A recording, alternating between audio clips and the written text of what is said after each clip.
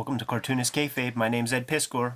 I'm Jim Rugg. And I'm Tom Scholey. Today we're going to be looking at a good one, man. Avengers Annual 10, first appearance of Rogue, but 50 pages of Primo, Michael Golden artwork. First, Jimmy, what do you have? I have patreon.com/JimRugg, where I've been posting my out-of-print, hard-to-find zines and mini-comics like this ballpoint pen catalog of notebook drawings. You can download these whenever you join my Patreon. I have about a dozen of them up there now, along with a lot of original art, process posts, how I make Street Angel. And lately I've been posting all of the art, the sketches, and the layouts for the Red Room cover variants, including the latest Red Room number 3, Teenage Mutant Ninja Turtles homage. So if you're into what we do here and you want to see how I make the comics I make, patreon.com/JimRugg is where to go. This is Jack Kirby, The Epic Life of the King of Comics. It's the life story of Jack Kirby in comic book form. Get to see every character created, every person he met, his whole life story. And you can find that at better comics and book retailers. You can check out Fantastic Four Grand Design. You can see my Patreon at patreon.com. Search Tom Scholey. Follow me on Twitter at Tom Scholey. And the Total Recall Show is a show I host on YouTube with Matt Zioli, and we talk about pop culture. Yeah, that's one of his Mickey Mouse drawings. Red Room comics are out in the wild. Murder on the Dark Web for Fun and Profit. As of June 30th, there are 2 issues that have so far hit the stands, with new strips and comics coming out every 4 weeks or so. You can order or pre-order the comics at the Fantagraphics website if you don't have a good shop close by where you can get it put on your pull list. You can read these comics ahead of time on my Patreon, patreon.com/Ed Piskor. I have well over 100 pages up there as we speak. That comprises of more than 4 issues. We're into the 5th issue of story on the Patreon. $3 gets the archive there. You can get to all of these links at my link tree in the description below this video. Without further ado, Tom, should I be wearing rubber gloves, man? I mean, I'm not that way about my comics, but when I bought this, I spent $12, and I felt like I was breaking the bank. Like, I really had to have this, but it's only, and this comic is super hard to attain. It's just expensive now for all the wrong reasons. Like, it's super hard. It's because first appearance of Rogue, but I could give 2 shits about that. Right. I'm in it for this, like, amazing Michael Golden art, maybe his finest moment. And just like you look at this, and you almost can't even believe the date on this. Oh, can I make some of our viewers a little insane? Okay, sure. I mean, so look at this. Like, I mean, this comic feels about 10 years ahead of its time. It's like 1980, 1981, something like that. And I feel like this is like day one of Image Comics. This is like the birth of like all those styles that we associate with that, and all those guys. It's all like originating here. Armando Gil is on the ink duties for this thing. Joe Rosen, letterer.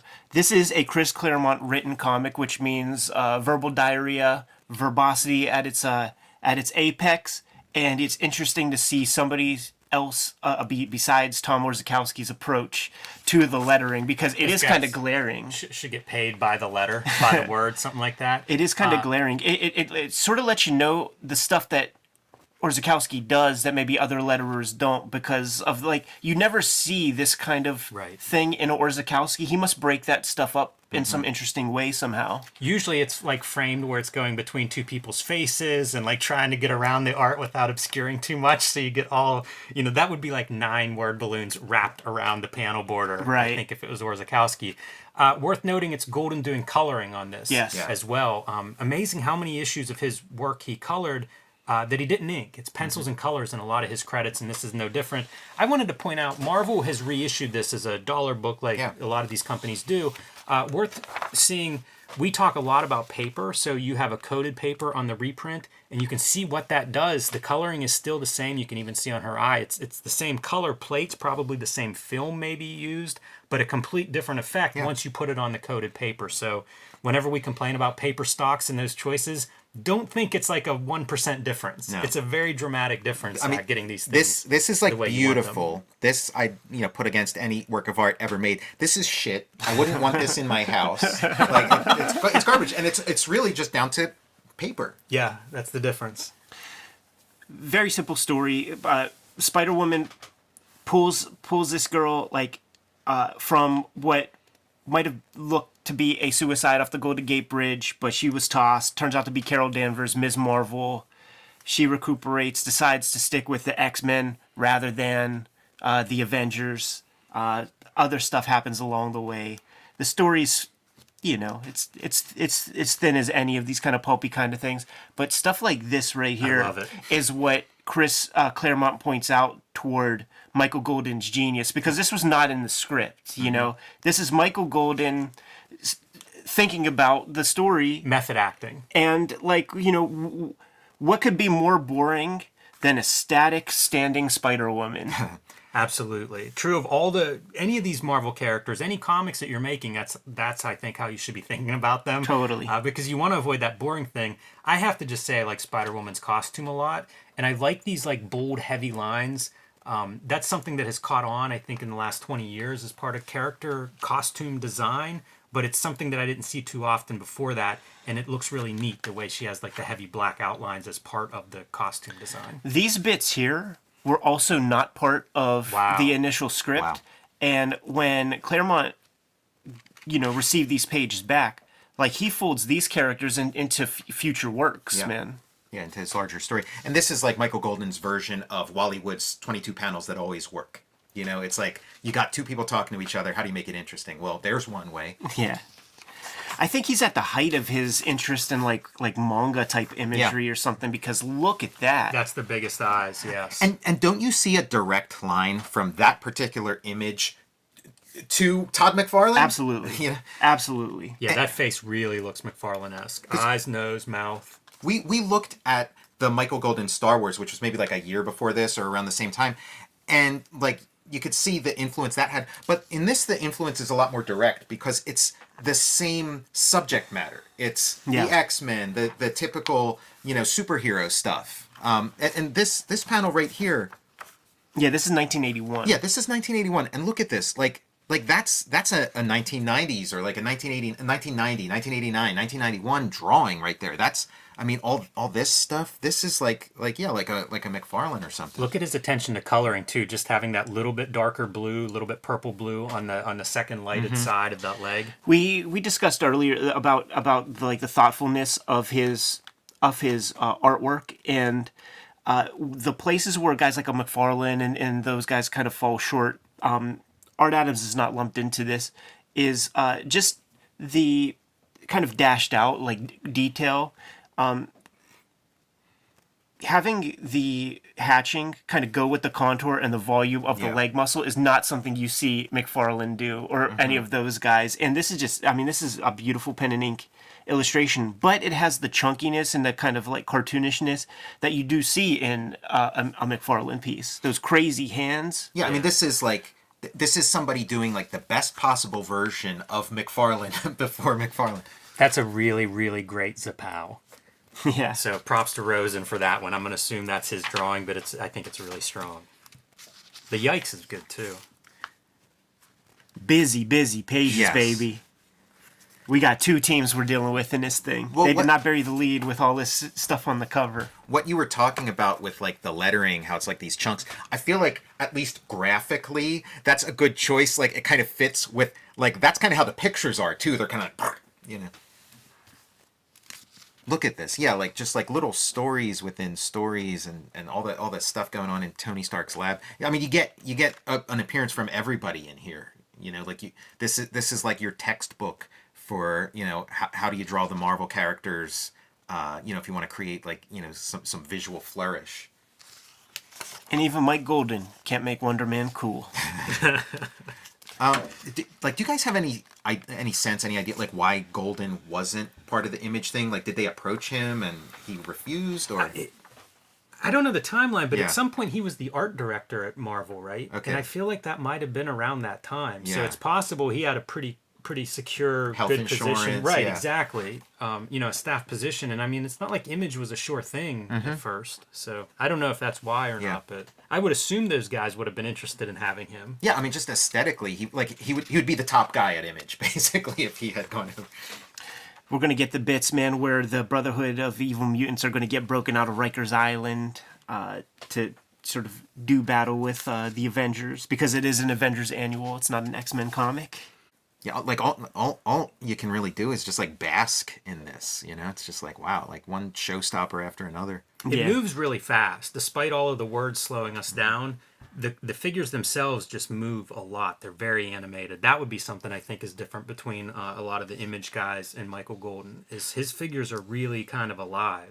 Well, yeah, I mean, I guess like my point with the comparison isn't that like those guys have like successfully captured Michael Golden. It's that they all saw Michael Golden, were knocked on their asses, and like, I'm going to do my best to do that, and then did half-ass versions of it. But a half-ass version is good enough for you to become a superstar. Right. They never bury that either, man. McFarlane's famous thing is like, Art Adams does 2 comics per year, but I'm going to do a half as good version every single Yeah. month and build my career. Like, he said that even back in the days when he wore mousse in his hair. Yeah, look at that Avengers table headquarters area. It's a lot of drawing. A I lot gotta- of drawing for very little payoff. I got to see that original. I just wonder if he does that grid thing that Art Adams does with, all that tech in the back there. And then let's just draw some dinosaurs while we're at it. That's Yeah. that's a thing about comics. In a biplane. Somebody said, I think Ben Merrill, we were in conversation, he said that some art director he worked with said that they like working with comic artists because drawing comics makes you a power illustrator. And I feel like it's stuff like this, where you got to draw tanks, biplanes, and dinosaurs on one page, but then we flip it around. Now you got to draw Golden Gate Bridge. And you know what? There's a deadline. You know what? I heard the exact wrestling version of that when they were talking about wrestlers going to Hollywood and how much like directors would love them, because one, it's like the guys are able to talk and they're essentially like stuntmen that do their work Yeah. live. I was just watching a thing called In Search of Darkness, covering 1980s horror. They talked with Keith David from They Live, and he was talking about all the stuff that Roddy Piper taught him, like whenever they were doing the fight sequences about selling punches and stuff.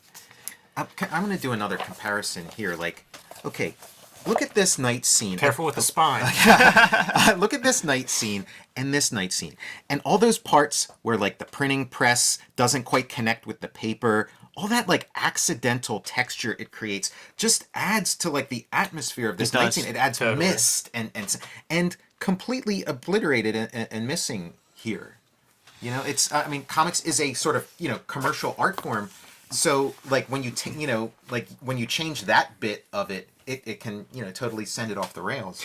This is like the part that we can point to thinking about manga influence, with these highly detailed buildings, this like science fiction, aircraft imagery. I also love the font, like what would pass for computer font Yeah. or high tech or futuristic. Love that whole graphic there. And this is the page where we bust our guys out, man, from the Brotherhood. With all the high praise we've been given, man, that's a pretty slight blob, I have to say. Looks closer to Chain Gang from the Tim Vigil joint.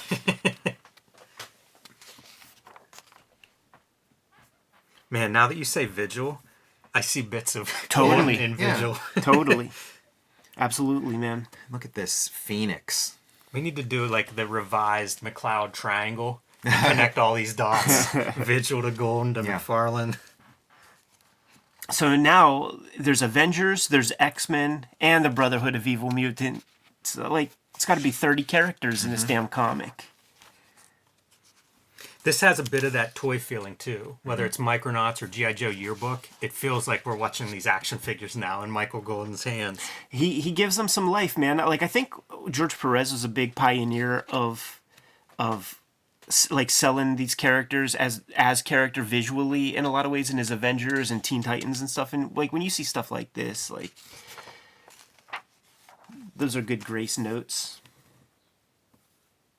Yeah, this comic, it just keeps going. Like, Yeah. could you imagine keeping up this this pace, like creatively, like in your work? It's super dense. I always hear people talk about how many panels should be on a page, like someone trying to write a comic or something. And I always think it should be like number of characters more important than number of panels. And this thing is loaded. It's, like yeah, every to the page has gills. like 10 characters per page. For all the thoughtfulness and care that Golden puts into the illustration, it is still imaginative. Like you get no sense that he's posing some guy and like trying to get accurate drapery, Yeah. or something for this stuff. Like he is just drawing this stuff, Yeah. man. You do get a sense that Liefeld liked this Nick Fury whenever he was thinking of Gideon. Also, that Fury is like 13 heads tall. Yeah. That is a model, statuesque model like Nick Fury. He can twist these figures around, man. And this, like, just kind of stood out like a sore thumb in the early 80s. So it was Had probably to. like you were either on board or you didn't want anything to do with it. This is very Micronauts here. All this, like, and you think, like, what the description would be in a script, just like, a bunch of intergalactic cosmic, Ditko weird stuff going on, and he's just putting It's a ton really awesome because you have Pyro and Wanda, and that middle piece is like them doing their battle with all of their powers. The unstoppable force, immovable object. I was gonna say this is a great Iron Man. My pagination is different on my crappy dollar reprint. That's a really cool looking Iron Man. And there have been several of these where I feel like he breaks up the page really well when he'll pull a close up of a character, and it'll be like a really good beast face shot or something, a really good Iron Man shot, but something to break up those full figures, the twisted figures, even a place to rest. Like these pages don't have a resting No. place. Not one resting spot for sure. Yeah, he's competing for your visual on every square inch of this thing. And then how would you feel if you were the artist for this Dungeons and Dragons comic and it was your big shot, you can't wait to see it in print, Yeah. and it's adjacent to this That's very tough. rigorous shit. That's a tough layout. Goofus and Gallant. Well, the lucky thing is you're also probably in like an issue of like whatever, like inked by Vince Colletta also, during the same month. I used to love the Blob. I think we've said it before, but it feels like he was around a lot of early 90s books when I was reading it, and I always liked that character. It's fun to see him in this early 80s version, and it's the same deal with him. I cribbed this in X-Men Grand Design. You're looking at like a monitor. I think it's like Beast is bringing Phoenix back from some Antarctic savage land, something or other.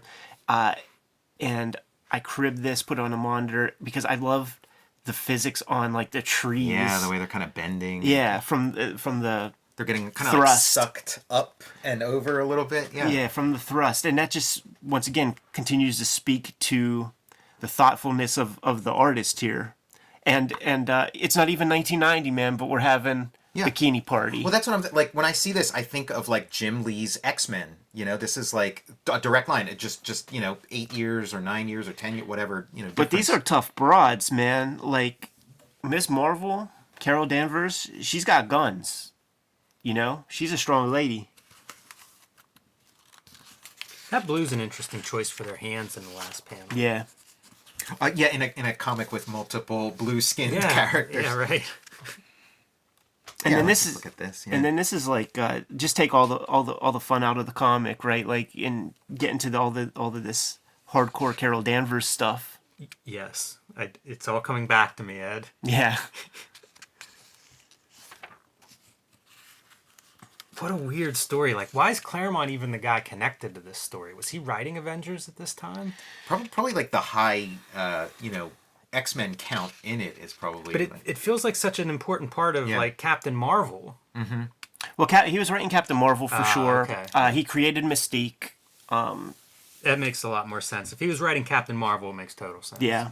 Yeah. And basically, this whole comic is to get her away from the Avengers to make her more of an X-Men character, because that's the choice she makes. She shuns and pushes away the Avengers. You guys didn't help me in my time of need. In fact, you made jokes. Mm-hmm.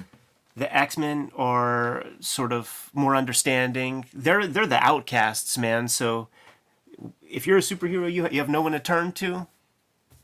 Go to the X-Men, and he gets a lot of play with her in the X-Men comics from this point forward. And then you have WandaVision in the last piece there, man. Excellent artwork. Scott Dunbier, can we get this artist edition portfolio, please? Man, Scott would be a busy dude if he was handling our requests. Yeah, it's goddamn right, man. Imagine, I mean, each of these pages is probably a $10,000 page. They're impressive. I mean, for having like the who's who of the Marvel universe on display from page to page, like I bet you're right. Like, And then, probably some of the most valuable pages for an average book. Then think about the appreciation thanks to the movies and. I thought you were gonna say because of the key status of Rogue. Yeah, there's that too. Shit. Anyhow, man, I'm pooped after looking at that thing. That was visual overload. Kayfabers, like, follow, subscribe to the YouTube channel. Hit the bell. Will notify you when new vids are available. Jimmy, what's out there? Join me on patreon.com/JimRug, where you can download my out-of-print, hard-to-find zines and mini comics. You can see a lot of my original art, how I make Street Angel, and how I've been making these Red Room variant comics, homages to the classic creator-owned comics of yesteryear. All that and more at patreon.com/JimRug. Tom, what's out there? Check out Jack Kirby, The Epic Life of the King of Comics. Fantastic Four Grand Design. Come over to Patreon to see me create all my new comics there. Just search Tom Sholey on patreon.com and watch my YouTube show, Total Recall Show. Red Room comics are out in the wild. As of June 30th, there are going to be two issues out there with new issues coming every 4 weeks for a while. You can pre-order those comics by way of the Fantagraphics website. You could get there at my link tree in the description below this video. If you want to read the comics ahead of time, hit up my Patreon, patreon.com/edpiskor. For $3, you can get the entire archive, well over 100 pages at this point, and we are into the 5th comic book up there. Get there by way of my link tree in the description below. Subscribe to the Cartoonist Kayfabe e-newsletter at the links below this video. You can also find Cartoonist Kayfabe t-shirts and merchandise at the links below this video. Jimmy, give him one last set of marching orders, man. We're going to be on our way. Read more comics.